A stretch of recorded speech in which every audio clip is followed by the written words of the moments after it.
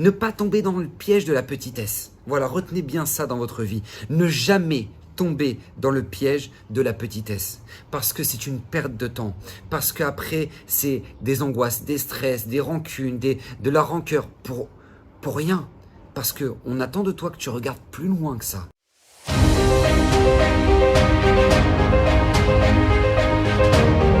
Alors, Bezrat Hashem Mishon de cette semaine est dédié pour la Refoua Shlema de Luna Bat Miriam. Anna Refanala, Anna Refanala, Anna Refanala, Betor Sharei Chole Amcha Israël. Alors, j'aimerais partager avec vous une notion absolument magnifique qui pourra régler, écoutez bien, 70% de nos problèmes. Parce que plus de 70% de nos problèmes sont des problèmes de relationnel, Ben Adam Lechavero, de l'homme envers son prochain. D'accord? Par exemple, problème de Shalom Bayit.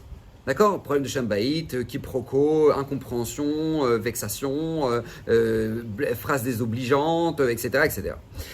Problème avec nos enfants, dans l'éducation de nos enfants. D'accord? Ils ne se comportent pas forcément comme on le souhaiterait, ni à l'école. Problème avec leurs professeurs aussi, parce qu'on aimerait que les professeurs se comportent de telle ou telle manière. Ça peut être aussi des problèmes avec nos collègues de travail, problème avec notre patron, problème avec notre associé, problème avec notre voisinage, bref, d'accord? Si on règle ce qu'on appelle les problèmes de relationnel, Ben Adam Lechavero, on a réglé 70% de nos problèmes. Et là, c'est ce que j'aimerais en partie faire avec vous, avec ce magnifique Zera Shimshon. Pourquoi? Parce qu'en fait, vous savez, nous rappelle le Zera Shimshon, il y a un piège dans lequel on ne doit jamais tomber.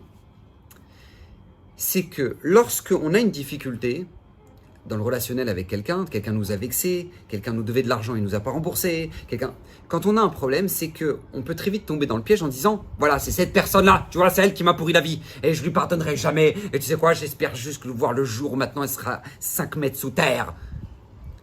Et là, nous disent, ne t'arrête pas à ça, ne tombe surtout pas dans ce piège-là. Pourquoi? Parce que chaque personne qu'Hachem t'a envoyée dans ta vie, c'est parce qu'Akadosh Baruch Hu attendait quelque chose de toi.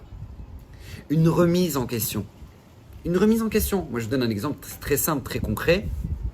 Mon Rosh Yeshiva, Taret Roshi, Rav Samuel, Rosh Yeshiva de la Yeshiva de Keter Shlomo.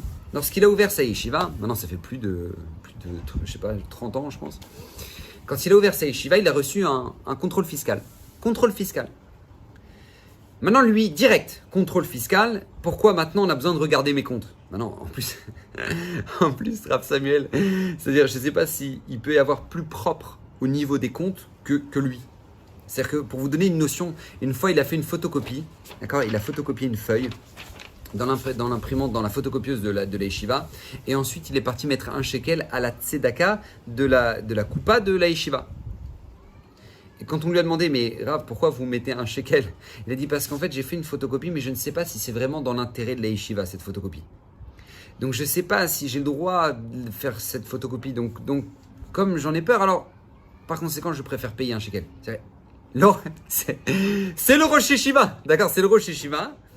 Et il a peur que ça ne rentre pas dans les comptes de la yeshiva, que ce ne soit pas vraiment dans l'intérêt de la yeshiva. Donc, par conséquent, il est parti payer un shekel. Maintenant, tu vas dans n'importe quel magasin ici en Eretz Israël, tu ne payeras jamais un shekel pour faire une photocopie d'une feuille A4. Ok? Jamais. Ça n'existe pas, ça. C'est quelques centimes, j'en sais rien. Mais lui, non, il mettait un shekel. D'accord? C'est la droiture de Rav Samuel, Blainara. Extraordinaire. Hachem le protège, Bezrat Hashem. Et donc, il a eu un contrôle fiscal. Donc, lui, contrôle fiscal, tac, direct. Il dit, pourquoi on regarde mes comptes? Ça veut dire que moi, je dois regarder mes comptes avec Hachem. Hachem me fait un rappel ici. Si on regarde mes comptes, c'est qu'Hachem est en train de me dire, regarde, voilà, d'accord, il y a peut-être des comptes à rendre avec moi. Donc, depuis ce jour-là, il a décidé, ni plus ni moins, de faire une page du Mishnah Berurah par jour. D'accord? Une page Mishnah Berurah, c'est le Shulchan Arour avec ses commentaires faits par le Chafetz Chaim. Extraordinaire, d'accord, que tout juif doit avoir dans sa maison. Donc, Mishnah Berurah, donc une page de Mishnah Berurah par jour. Et donc, il a décidé de faire ça. Et il y a quelques années, il a perdu sa mère. Quand il a perdu sa mère, durant cette période de deuil et les périodes où il devait justement arranger tous les documents, etc., donc il avait dû arrêter périodiquement cette étude-là. Et bien, une nouvelle fois, contrôle fiscal. Et c'est là qu'il m'a raconté cette histoire-là. C'est à ce moment-là qu'il m'a dit, tu sais pourquoi j'ai un contrôle fiscal, Shimon? Parce que j'ai arrêté ma page de Mishnah Berurah. Donc, comme j'ai arrêté d'analyser mes actions à travers le Shulchan Aruch envers Akadosh Baruch Hu. Akadosh Baruch Hu m'envoie un rappel. Tac, contrôle fiscal. Quelle grandeur! C'est au lieu de s'arrêter au contrôleur fiscal et dire j'espère que lui, quand il va sortir de mon bureau, il va se prendre un platane et qu'il voilà, il va être enterré parce que j'en peux plus. C'est quoi cette homme là, sans pitié? Non. Non, lui, je m'arrête pas à lui. Je m'arrête pas à lui. D'ailleurs, ça me rappelle une histoire absolument incroyable. J'ai un très bon ami, un agent immobilier à Ashdod, un homme extraordinaire, qui a eu lui aussi un contrôle fiscal. Et le contrôleur, il trouvait rien. Il devenait fou. Et là, il finit, il chantait qu'il lui cherchait des problèmes. Et donc lui, il s'est dit, je dois faire la Ségoula de Raphaïm Ivologie. La Ségoula de Raphaïm Ivologie, une Ségoula extraordinaire, je vous conseille de la faire parce qu'elle est extraordinaire. Lui-même lui dit que ça marche, et moi d'ailleurs je l'utilise très régulièrement. C'est de s'arrêter et dire En od milvado. Je ne m'arrête pas à cette personne-là, c'est pas cette personne-là qui m'a pris la tête, c'est Akadosh Baruch Hu qui est derrière tout ça. En od milvado. Lui, il est rien, lui, il décide rien, lui, ici maintenant, Hachem a décidé que ça doit s'arrêter, ça s'arrête en 2 secondes, c'est tout est fini. En od milvado. Et donc, il me raconte comme ça qu'il pensait tellement au moment où il avait le contrôleur fiscal face à lui que Enod Milvado, qu'il a fini par le dire et c'est sorti de sa bouche. Enod Milvado. Et là, le contrôleur fiscal l'entend. Et là, le contrôleur fiscal s'est mis à pleurer. Je vous assure, il s'est mis à pleurer. Et il lui a dit pourquoi tu pleures? Et là, le contrôleur fiscal lui raconte que quand il était jeune, il était religieux et qu'il a tout arrêté et que bref, voilà, c'est une souffrance pour lui, etc. Bref, voilà. Mais incroyable. Et que Baruch Hashem, son contrôle fiscal est passé. Au doux Hashem. Mais pourquoi la grandeur? Ne t'arrête pas à cette personne-là, regarde ce qu'il y a derrière. Et pourquoi je vous dis tout ça? Et pourquoi c'est tellement important? Parce qu'en fait, en réalité, nous dit les Zerachim Shon, on peut comprendre à travers ça un verset incroyable qui nous est ramené dans Michelet. C'est marqué là-bas, Benifol oivecha altismach. Dans la chute de ton ennemi, ne te réjouis pas. D'accord? Tu as ton ennemi, tu as celui qui t'a pourri la vie. D'accord? C'est ton patron, que lui, pendant des années, il t'a fait des coups de pression, il t'a envoyé des mails à 10 heures, il t'exigeait du travail, et maintenant il t'a rendu, il t'a emmené en dépression, et que lui, tu t'as fini par quitter le travail et travailler dans une nouvelle boîte, et que tu apprends que maintenant la boîte de ton ancien patron qui t'a pourri la vie, elle a fermé. Et ben, tu vois, tu dis, oh, yes! Et ben là vient Michelet, vient Shlomo Amelech et nous dit, Benifol oivecha altismach. Dans la chute de ton ennemi, ne te réjouis pas. Ne te réjouis pas. Écoutez bien, continue passer. Ubekishalo, al yagel libera. Et dans sa chute, d'accord, sa chute, ne jubile pas dans ton cœur. Pourquoi? Péniré Hachem, de peur qu'Hachem voit que toi tu vas te réjouir. Vera be'enav, et que ce soit mauvais aux yeux d'Hachem, ve'eshiv mi'ala vapo, et qu'Akadosh Baruch Hu va détourner Hachem Ishmor la colère qu'il a mis vers cette personne-là, justement parce qu'il s'est complètement écroulé, et il la tourne vers la personne qui se réjouit. Et là, Zerach Mishon nous dit pourquoi? Pourquoi? Qu'est-ce qui se passe? Et en fait, la réponse, elle est très simple. Nous dit Zerach Mishon, c'est parce qu'en fait, en réalité, comment toi tu as pu t'arrêter et te réjouir de cette personne-là. Mais si Hachem te l'a envoyé en tant qu'ennemi, c'est parce qu'à la base, il y avait quelque chose à te reprocher. Sinon Hachem, il ne te l'aurait jamais envoyé. Donc, si Hachem à la base te l'a envoyé, c'est parce que toi-même, tu as quelque chose à te reprocher. Vous savez, vous regardez dans tout le Tanakh, vous prenez tout le Tanakh, toute la Torah, Nevi'im, Ketuvim, etc. Vous les prenez. À chaque fois, jamais on a eu des ennemis, d'accord, autour de nous, peu importe. Jamais on est des ennemis sans raison. Parce qu'ils ont dit, oh, tu sais quoi, j'aime pas cette tête de juif. Tu sais quoi, je peux pas me les voir, moi. J'ai dit, il y a l'attaque, ouais, on leur rentre dedans. Jamais. Vous regardez à chaque fois dans les psukim, dans les versets, c'est incroyable. C'est marqué avant, Am Israël Asura Bene Hachem. Et le Am Israël s'est mal comporté aux yeux d'Hachem. Et par conséquent, alors, les Canaanites sont venus, les Pélishtim ils sont venus, les trucs ils sont venus, et tac. Ça a toujours été parce qu'avant nous-mêmes, on a eu un mauvais comportement. Donc si Hachem t'a envoyé cet ennemi-là, c'est parce qu'à la base, toi-même, tu dois avoir une remise en question. Donc quand maintenant Hachem te débarrasse de l'ennemi, ou parce que tu as compris la leçon, ou parce que maintenant Hachem il a pitié de toi, comment toi tu peux te réjouir? Comment tu peux te réjouir de la chute de ton ennemi? Comment tu peux t'en réjouir? Parce que si à la base c'est ton ennemi, c'est parce que toi-même tu dois te reprocher quelque chose. Et ça, c'est quelque chose d'incroyable. Et ça, c'est quelque chose d'extraordinaire. Et c'est ça que nous dit les Zera Shimshon. Ne pas tomber dans le piège de la petitesse. Voilà, retenez bien ça dans votre vie. Ne jamais tomber dans le piège de la petitesse. Parce que c'est une perte de temps.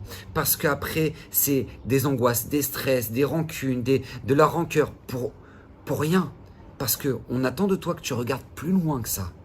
Et ça, c'est tellement fondamental. Et c'est ça que le Zera Shimshon vient nous rappeler. Ne tombez pas dans ce piège en aucun cas. Lorsqu'Akadosh Baruch Hu nous envoie des ennemis, lorsqu'Akadosh Baruch Hu nous envoie des personnes sur lesquelles maintenant, on se dit, mais pourquoi lui il vient me voir? Pourquoi ma femme, là maintenant, elle vient me dire une phrase? Mais je t'en supplie, qu'est-ce que j'ai fait pour recevoir une phrase pareille? Tu sais pourquoi? Tu sais ce que tu as fait? Réfléchis bien à ce que tu as fait. Parce qu'Akadosh Baruch Hu te reproche quelque chose. Akadosh Baruch Hu te reproche quelque chose. Peut-être que tu as regardé une autre femme, peut-être que maintenant tu as des pensées qui étaient mauvaises, peut-être que maintenant tu sais pas juger les caves de route, et peut-être que... Et là, Hachem t'envoie tac, tac, tac, tac, tac, tac, tac, il t'envoie ta femme qui te matraque. Et pareil, pourquoi ton mari te fait une réflexion? Pourquoi maintenant... Et toi, tu dois te remettre en question, tac, tac, tac, tac, tac, tac, pourquoi? Pourquoi maintenant mon patron, il était super sympa et d'un coup, bam, tout, il a un genou là, d'un coup, tac, tout change. Se remettre en question, réfléchir. Peut-être que tout simplement, c'est plus ta place, tu dois partir. Mais peut-être que tout simplement, Kadosh Baruch Hu, ici, tu es en train de te dire, regarde, lui, ton patron, il te prend la tête sur des petites choses. Peut-être que toi, tu prends trop la tête à tes enfants sur des petites choses. Peut-être toi, ton patron, et tu dis, mais comment il peut s'arrêter à ce genre de détails? Peut-être que toi, tu t'arrêtes sur ce genre de détails avec tes enfants. Ça me réfléchir. Pourquoi ton ennemi est venu vers toi? Parce que Kadosh Baruch Hu attend de toi quelque chose. Et je vous assure, c'est pas facile. C'est le travail d'une vie. Je vous l'accorde. Pardonnez quelqu'un qui vous a pris de l'argent et que tu lui as prêté de l'argent et qu'il ne l'a jamais remboursé. Pardonnez à quelqu'un qui maintenant, tu sais que toi, tu étais en galère, il t'a fait quitter ton travail, il t'a fait rentrer dans un nouveau travail et en fait, c'était un plan qui était complètement horrible. Et pardonnez, c'est dur, c'est pas évident. Mais je vous assure, on ne pourra jamais vivre correctement ces épreuves de la vie si on ne regarde pas avec un regard bien plus profond, bien plus puissant que de s'arrêter à la personne qui est face à nous. Mais regardez Akadosh Baruch Hu qui est derrière. C'est d'ailleurs pour ça, et je vous rajoute et je terminerai avec ça, que nous dit le Ramban, quelque chose d'extraordinaire, qu'il ne faut jamais oublier. C'est marqué dans la Torah, Lotikom velotitor ve'ahavta l'iracha kamocha. Ne te venge pas, ne garde pas rancune et tu aimeras ton prochain comme toi-même. Et là le Ramban s'arrête et dit, mais qu'est-ce qu'elle veut nous dire la Torah? Ne te venge pas. C'est-à-dire non seulement tu as ton ennemi, il est venu, il t'a pourri, et il t'a rendu la vie amère. On dit, ne te venge pas. Avec un coup de téléphone, tu pourrais le détruire, tu pourrais le descendre. Ne te venge pas, on te dit. Non, ne te venge pas. Ne garde pas rancune. C'est-à-dire, même dans ton cœur, tu fais pas l'action de te venger, mais tu gardes pas rancune. Même dans ton cœur, tu n'as pas le droit. C'est un interdit de la Torah. Et tu aimeras ton prochain comme toi-même. Mais comment c'est possible, dit le Ramban? Comment c'est possible? Il m'a pourri la vie. Il m'a pris mon client. Il m'a fait croire que maintenant, lui, c'était bon, on allait s'associer ensemble alors qu'en fait, il a pris mon concurrent. Mais comment je peux faire ça? Réponse, Ani Hashem. Comme ça, c'est fini le verset. Ani Hashem, c'est moi, Kadosh Baruch Hu. C'est moi qui suis derrière tout ça. Donc Bezrat Hashem Kadosh Baruch Hu nous permettent, durant toute notre vie, d'avoir cette vision claire, de vivre avec lui. Jiviti Hashem, l'inigdi tamid. Kadosh Baruch Hu réside toujours devant nous, qu'on ne s'arrête pas à la simple personne qu'on a en face de nous, mais au vrai être qui est bien plus derrière, qui est Kadosh Baruch Hu, le maître du monde, qui dirige chacun d'entre nous. Et que Bezrat Hashem, Kadosh Baruch Hu nous guide dans chacun de nos pas et dans chacun de nos sentiments, pour que Bezrat Hashem, on puisse juger chacun comme il le faut, avec amour, avec compassion, et que Bezrat Hashem, le Srout des Zera Shimshon, qui lui-même a promis que tout celui qui l'étudiera régulièrement méritera une multitude de bénédictions.